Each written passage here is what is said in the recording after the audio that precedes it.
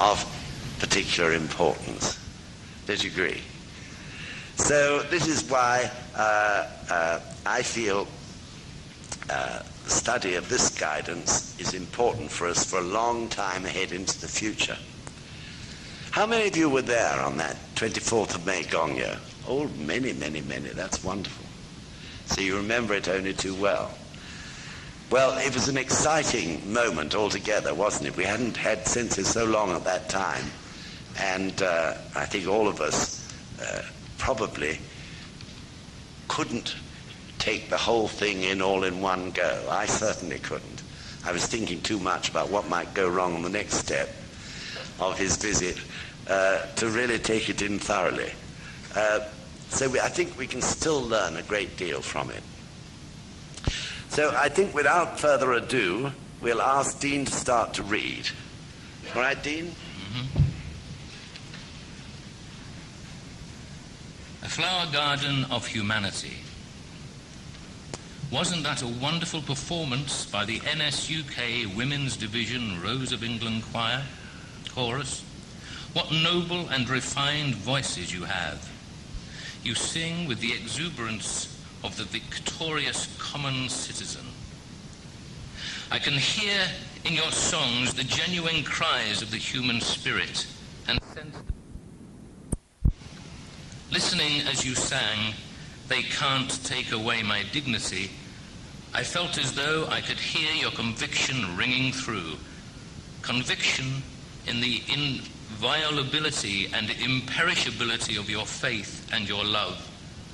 I shall always remember your melodious voices and want to express my deepest thanks to you for giving us such an impassioned performance. Well, I think the women's chorus, which was the first chorus that Sensei heard in this country, really took him by surprise.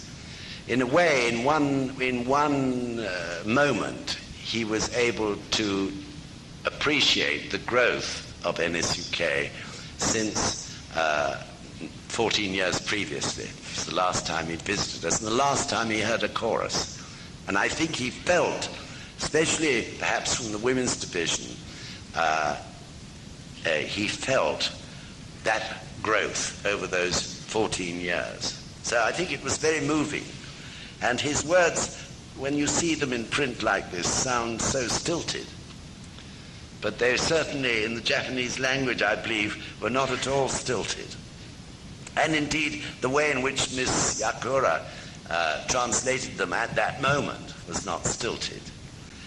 It's one of the things that's always difficult about translations and putting something on paper which was said so much from the heart. So it emphasizes, I think, the incredible and wonderful thing about singing together. I remember years ago, it was very difficult to get people to sing together. In the very early days, sometimes new members or people joining just couldn't bear it. They felt, I don't know what they felt, naked maybe or something or other, in having to stand out and sing with everyone.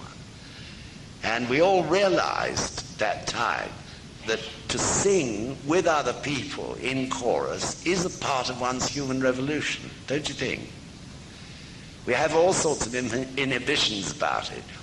Maybe we only sang with others in unity during the war or when we were in the Boy Scouts or whatever.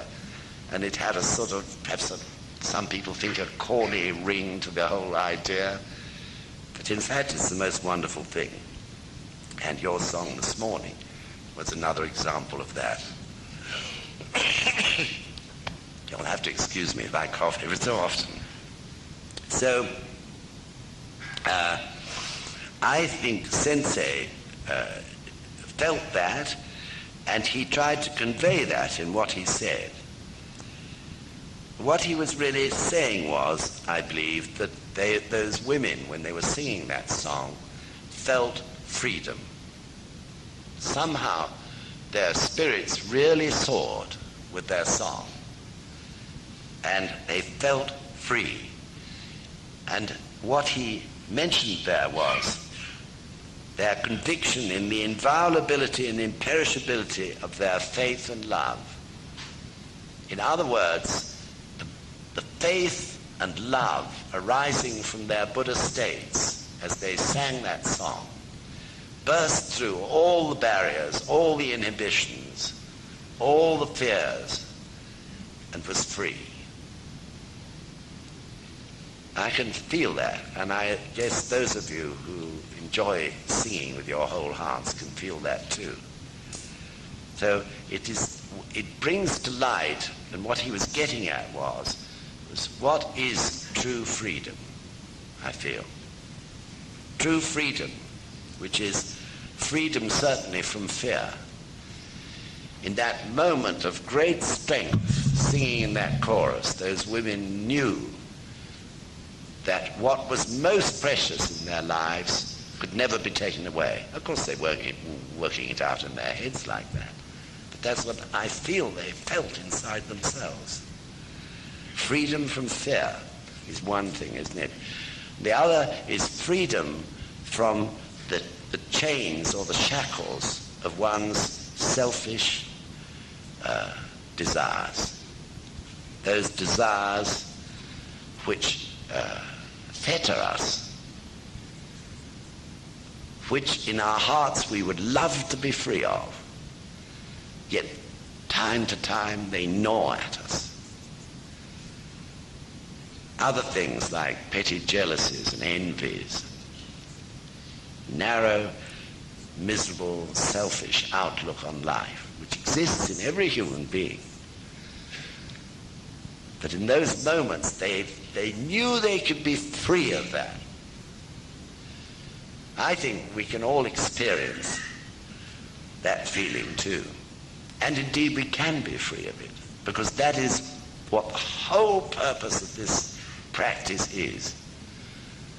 Nothing else than being free.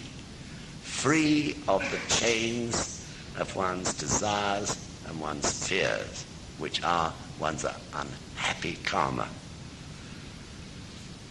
Freedom in the knowledge that that strength which you feel at those moments cannot be taken away by anybody.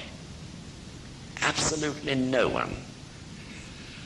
So I feel, that is really true freedom, isn't it? And it's what we're working for, what we're chanting for. In the Gosho, Nichiren Daishonin described it as being like the difference between a bird in a cage and the wild birds that surround it, singing and soaring in the heavens above the cage. And the bird in the cage, which is our Buddhahood, hears the cries of those other birds and makes one huge effort to squeeze through the bars and get away, and succeeds.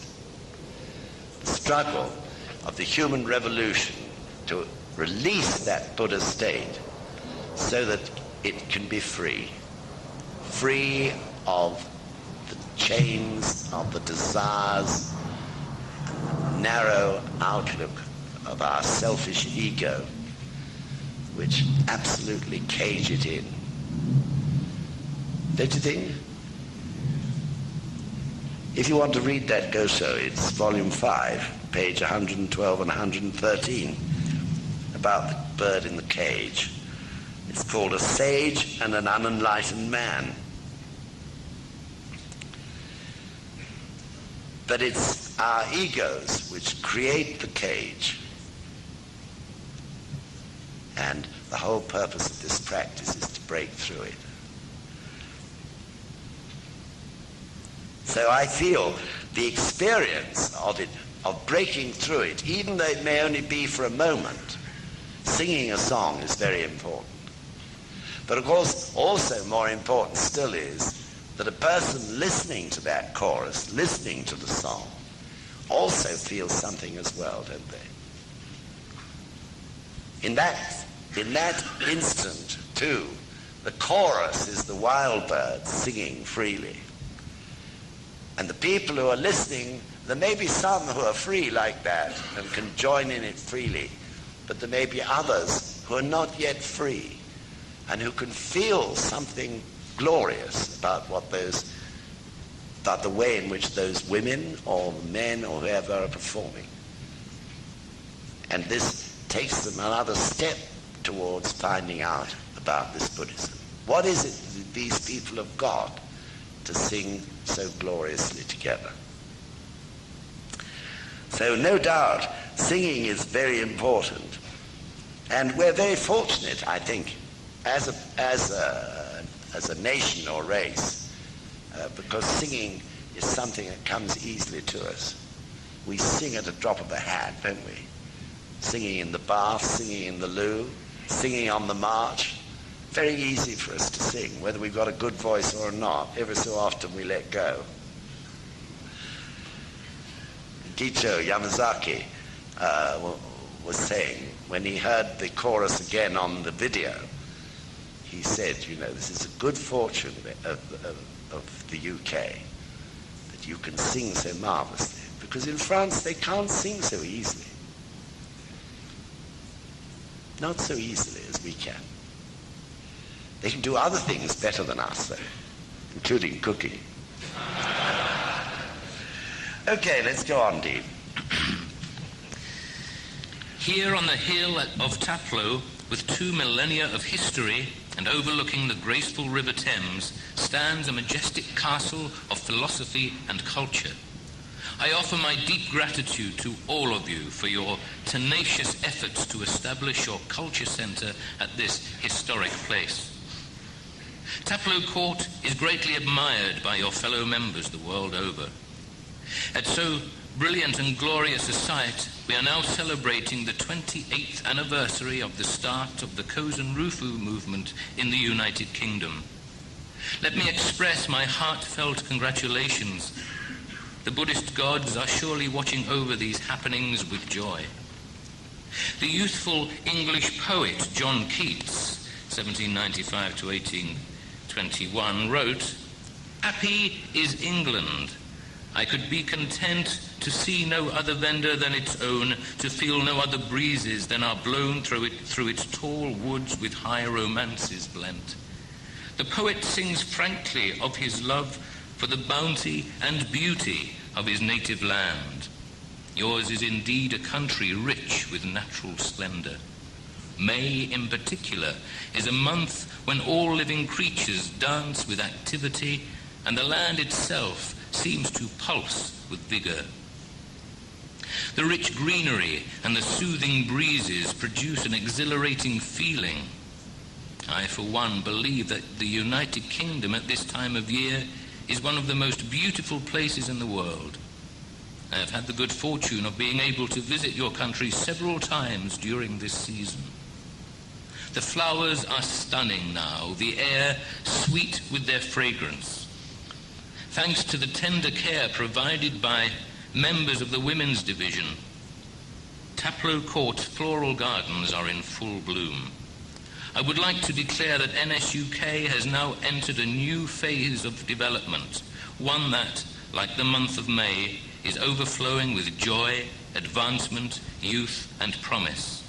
A future of tremendous development is opening up for the members in the United Kingdom. So we are still, I think, at least I am certainly, gasping at our good fortune at having Taplow Court. It is extraordinary that we have it, I feel, and I can't imagine what amazing causes we must have made to have such a place as our centre. I, as you know, work there every day, but every day going there, I feel amazed. I gasp still.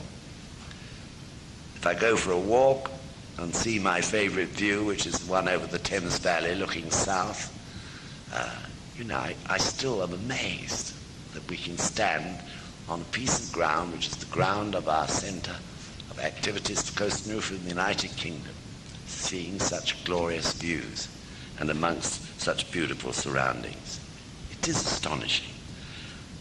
In a way, I hope I never cease to be amazed.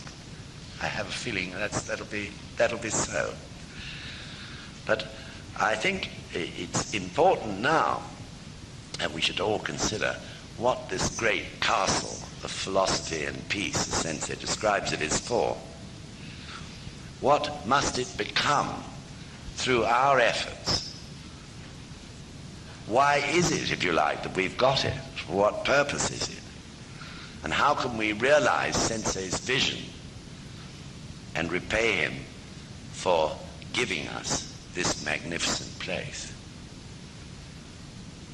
So I described it a little while ago as a monument to human creativity. That it certainly is.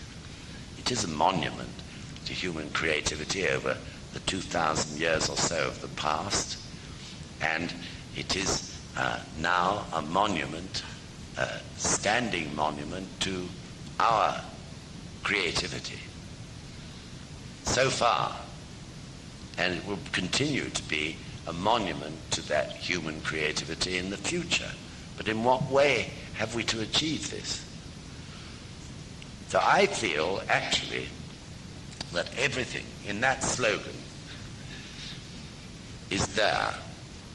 What I feel is that anyone in the future visiting Taplow Court will feel benefit which is described there. That somehow, even in a visit of 2 or 3 hours, they find themselves with a refreshing spirit, a sort of cleansing and refreshment, which inevitably, of course, would lead them to feel that they want to make a fresh advance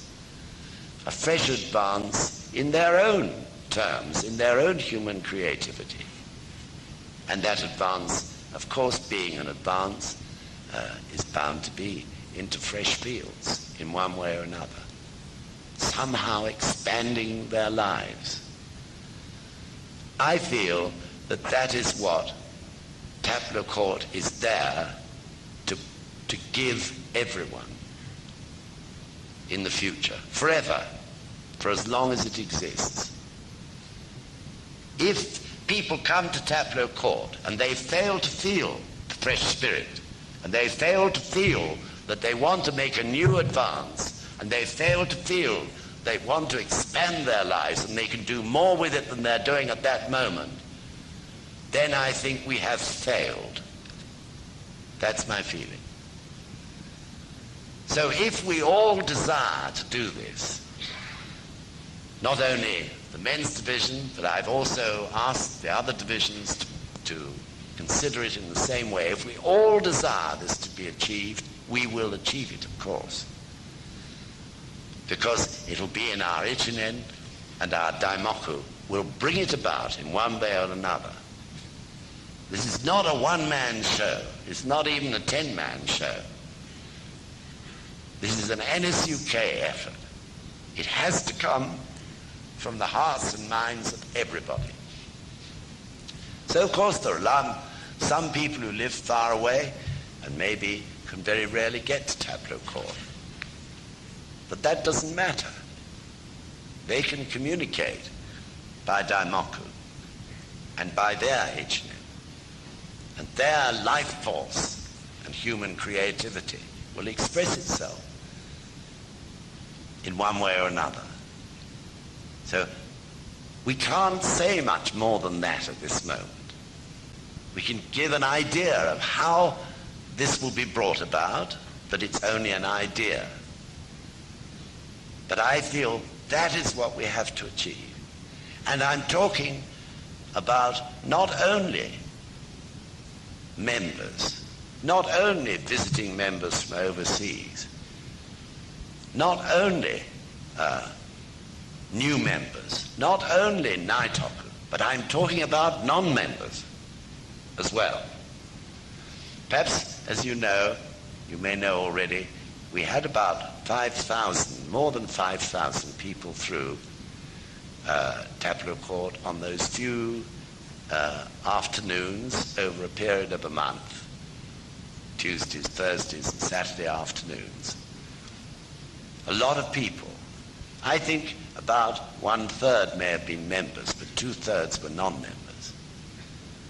I feel, even with what we have done so far, that it was working, that somehow or other it was giving them a feeling of freshness, and perhaps of hope and confidence. But of course the job is not completed yet. We have to do far better than that.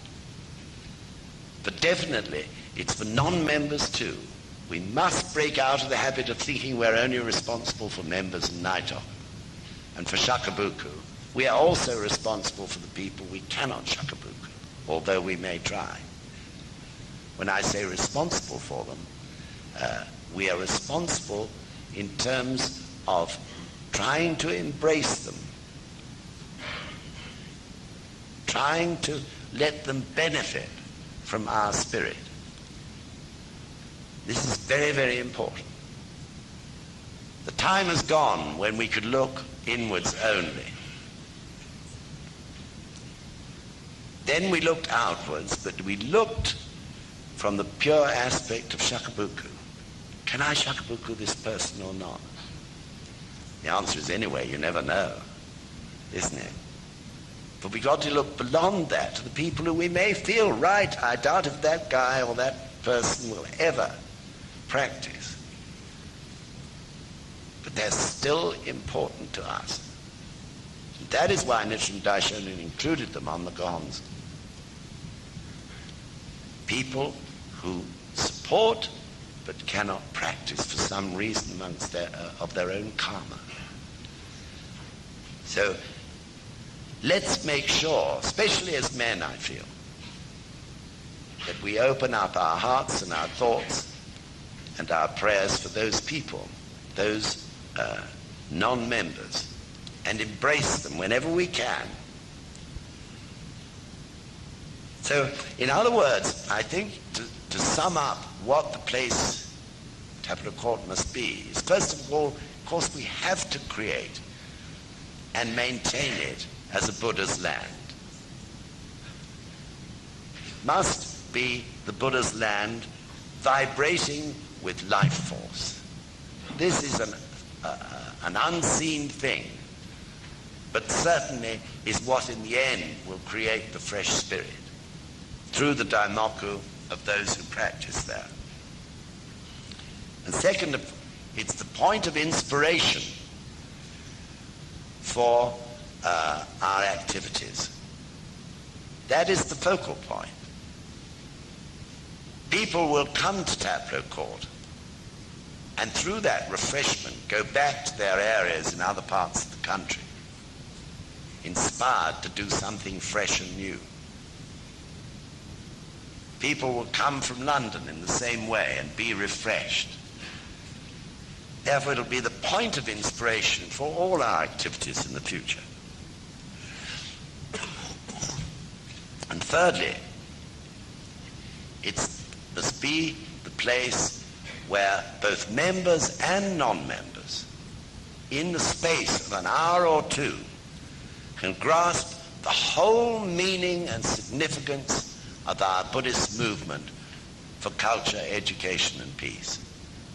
A new member can come and grasp it all. Something which might take several meetings or talks with other people to gain, or reading books. A whole lot of it can be grasped immediately in that first 2 hours. This is what I feel we have to achieve. And whatever happens, whatever the person, member, non-member, Naitoku, whatever, they will feel inspired to go out and challenge life anew. So, certainly, apart from the atmosphere created by our faith and our daimoku, we can continue with the process of trying to establish various sorts of exhibitions which are able to help people to understand what this movement is all about. One we have to establish certainly is a history of Buddhism in a visually presented way, And also, of course, that would include the history of the Soka Gakkai and of NSUK. And secondly, it must contain a statement, clearly, visually presented, about our beliefs and our practice. We're trying to do that in a small way now with an exhibition called What is NSUK? This was of great interest to the public. They wanted to know what NSUK was. That needs to be expanded considerably. Then, at the suggestion of one of the members, we ought to have a world peace room, a world peace exhibition, where people can understand, firstly, what we are doing and what SGI is doing in supporting the United Nations. And perhaps it might also contain a segment which is devoted to achieving peace and developing, in practical terms, a prosperous and happy world. And then, again, we have to let people visiting see the abilities, the potential of our members revealed in visual arts, exhibitions, and so on, as well as those more subtle, one might say, exhibitions of ancient objects of art, such as can be provided and lent to us by the Tokyo Fuji Art Museum, which are, in fact, treasures of human creativity. These treasures from that have arisen from the cultures of not only Japan, but also other countries. The sensei recently, in his lecture when he was in Paris, which has now, I think, been published in the latest UK Express, he then spoke at length about the effect of great works of art, the effect of seeing such examples of the amazing power of creativity that exists in human beings on one's own heart. That seeing such things enables the craftsman, who may have crafted that object 1,000 years before, to convey a message to the heart of each human being. So if that message is coming from pure creativity, it's a very beautiful one. Of course, there can be evil creativity as well.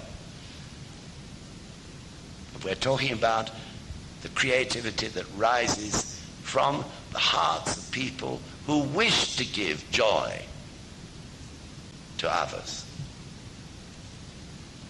And then, in time, we must develop a center for the live arts at Taplow Court. This will probably, in order to do it properly, mean a new building.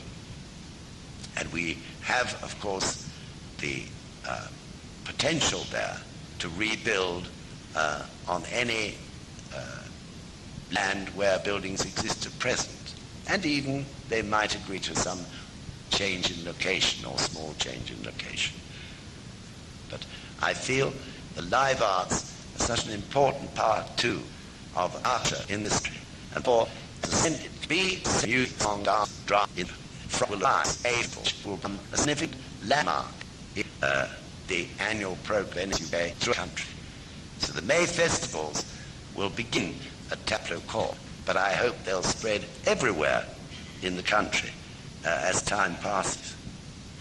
And then also it'll be a place for scholars to meet, students perhaps as well from various countries, in order to, in the end, understand the greatness of true Mahayana Buddhism over the earlier teachings of Sakyamuni, the correct place of the teachings of Nichiren Buddhism in the history of Buddhism. As you may know, this is not understood in the scholastic world, generally speaking, and it has to be corrected. And this is why, still to this very day, one can see totally erroneous comments on the life of Nichiren Daishonin in books, in museums, exhibitions, and so on. This has to end and be corrected, even if it takes us 20 or 30 years to do it. But the beginning of it all can be in the Institute of Oriental Philosophy. which I hope will open its first seminar probably in the summer of next year. And then finally, of course, and most importantly, it's the place we ourselves can go to deepen our faith and refresh our spirit by attending courses there and so on. North London headquarters pioneered the way and held their first daytime course the other day. I think it was a great success, and there'll be many, many more in the future. So, of course, all this can't happen overnight. It'll take time and effort, and it'll take all of our human potential in order to achieve it in a way to which everyone can relate, based, of course, on the Gohonzon and our Daimoku. So I think another important aspect which shouldn't be forgotten in this respect is that inevitably Taplow Court will become the sort of mirror for all other cultural and community centers that we may establish in the future, and some, I'm sure, in the very near future in this country. Inevitably, in a much smaller scale, people will feel, well, let's do that, something like Taplow Court does it, only, we'll just narrow it down a bit and keep it on a smaller scale because of lack of space.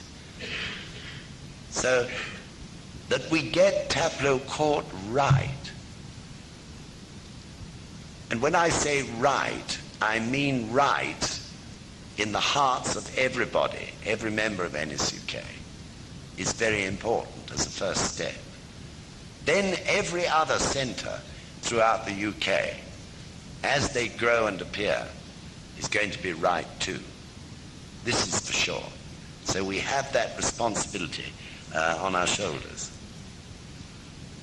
Anyway, whatever happens, it's a wonderful thought that this can lead to the opening of centres all over the UK, carrying a similar message, this message, and also that people throughout the UK will begin to get to know NSUK through those May festivals, which we will establish each year in the future. So it is a strange thing that Sensei has always visited us in May. There's no doubt about it. May must be our month. He visited us in 1972 when he started his dialogue in May, his dialogue with Dr. Toynbee, and again in 1973 when he opened the little first office of NSUK in Swiss Cottage. How many of you here remember Swiss Cottage office? Lots. Quite a lot. That's great. And then in 1975, he came just for 24 hours, again in May.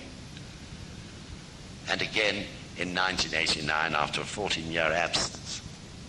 And in 1989, he opened Taplow Court. So although he didn't open the Richmond Centre, still we opened it on May the 17th. So always at about that time. So if that's the case, what Sensei said about the poet Keats, quoting from his verse, must be so. May is traditionally always been known in the past, 100 years or more ago, as the glorious month of May. Somehow or other, it hasn't, that sort of image of May has faded. I think the weather has rather faded too. We haven't had good Mays for a long time. Maybe it's because the British people have forgotten how glorious May is and don't respect May in their hearts. If Eshofuni is true, that may have something to do with it. Anyway, I feel we'll gradually restore that.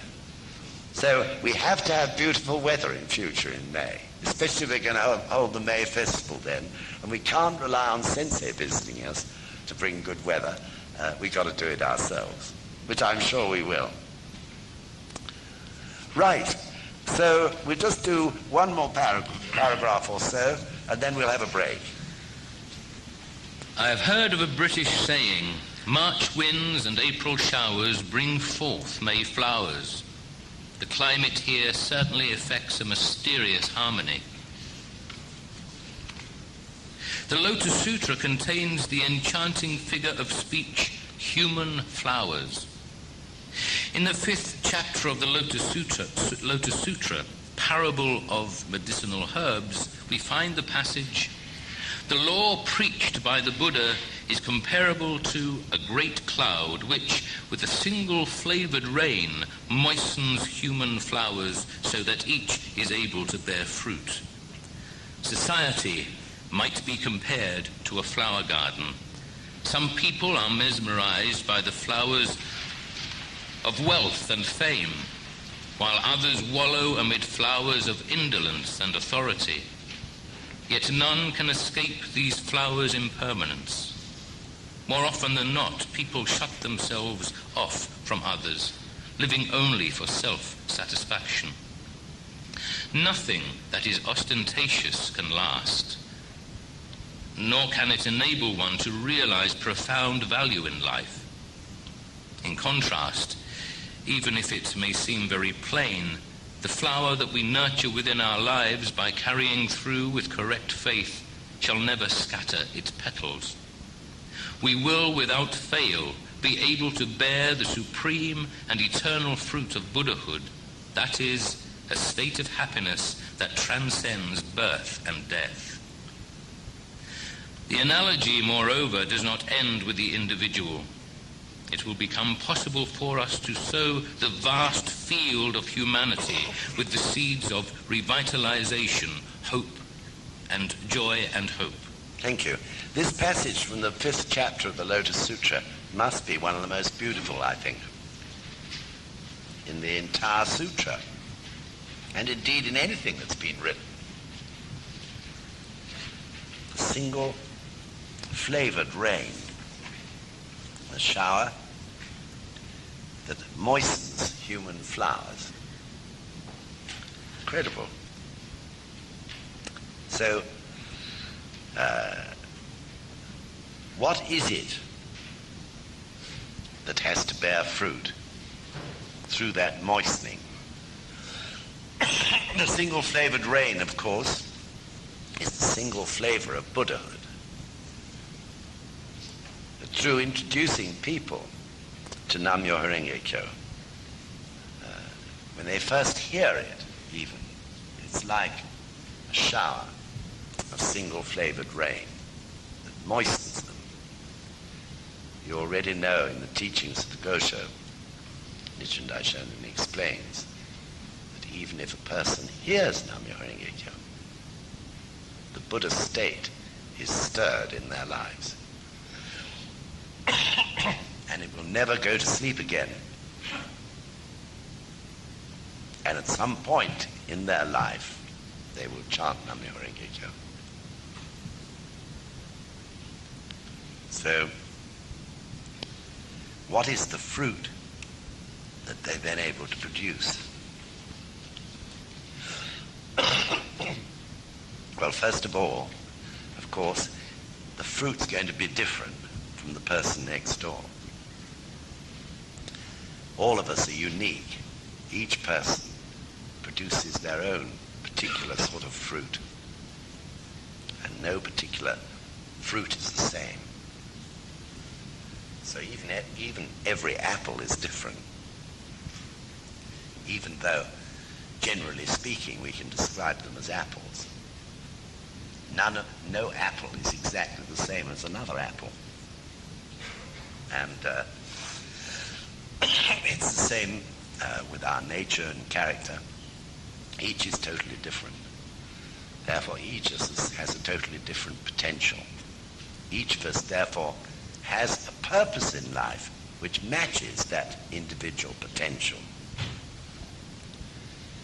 So life, you see, based on the differences in everyone, is so beautiful.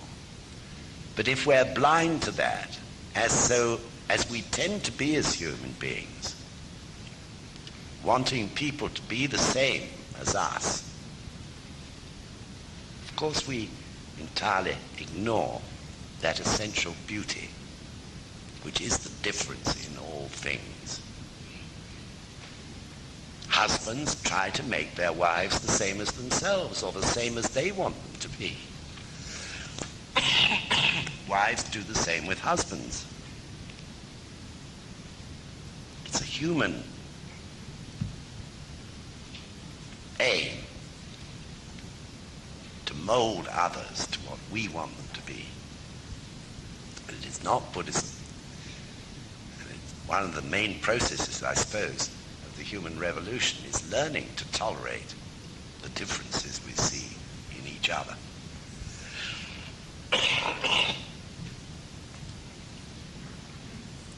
So Sensei says, more often than not, people shut themselves off from others, living only for self-satisfaction.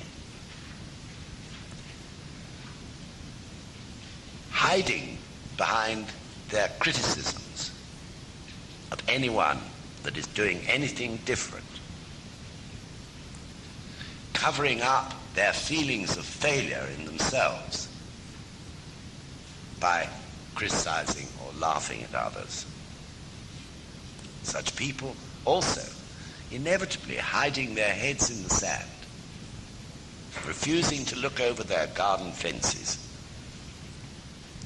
staring at the television hours and hours on end, not communicating. Parents not communicating with their children, children not communicating with their parents, all chained to narrow worlds, which are often also, sadly, hazy in a mist of alcohol, aren't they? This is the lives that so many people are leading. And please understand, I'm not saying this from the aspect of criticism. This is the tragedy of human life as it exists particularly in the West.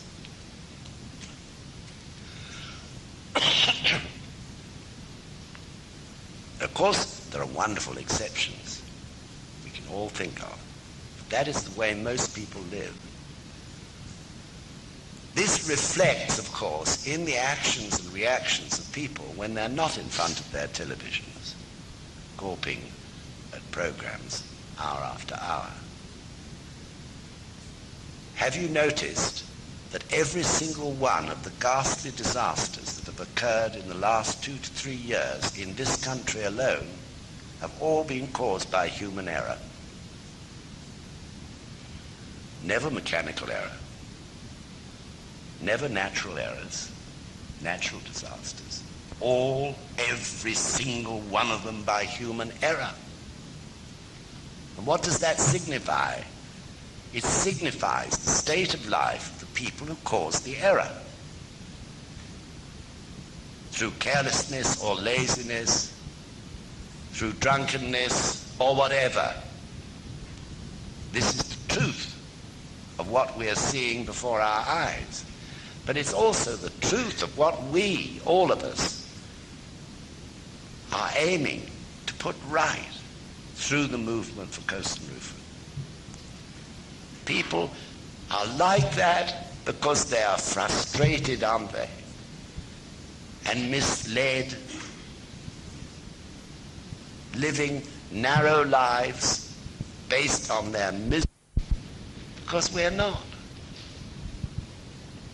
Now, discussion meetings are only going to be once a month, in the hope that they can be even more brilliant oases, and that everyone will support it. If people don't support it, it means they're blinkered. They can't see the value of this meeting. They're blind. And furthermore, they are not using the meeting for one of its purposes, which is as the place where we do our human revolution. We may not like our discussion meeting. We may think it's a very poor affair. What the hell are we doing just standing there saying that? Why don't we go in and put it right? The discussion meeting is what we make it. isn't it? We all understand that. But anyway, the point is, we've got to get it right. We've got to protect those discussion meetings. Soka Gakkai didn't invent discussion meetings. Nichiren Daishonin invented them. When he said in a number of cases at the end of his Gosho, or in the PS to a Gosho, please make sure every single person without exception comes and gathers around to hear the contents of this letter. That's how discussion meetings began. So we've really got to get it right this time with our new organization. And if we do, you'll see our growth expand incredibly in the most beautiful and natural way.